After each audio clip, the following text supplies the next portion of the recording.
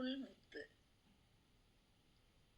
பிறவிப் பெருங்கடலில் நீந்தி காற்றாற்று அலைகளுக்கிடையில் சிக்கி தீதும் நன்றும் இயற்கையின் நியதி என ஏற்று இறைவன் என்ற பேரொளியில் இரண்டறக் கலந்து நல்ல நட்பை தேர்ந்தெடுத்து மகான்களின் தூய எண்ணத்தின் உதவியோடு சிப்பியில் முத்தாக உருவாக வேண்டும்.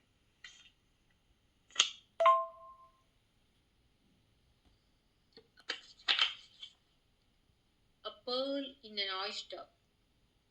When a raindrop falls into an oyster, the oysters close their shells and dive down to the bottom of the sea, there to patiently develop the drop into the pearl.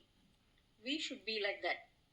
First hear, then understand, and then, leaving all distractions, shut the mind to outside influences and devote yourself to developing the truth within you.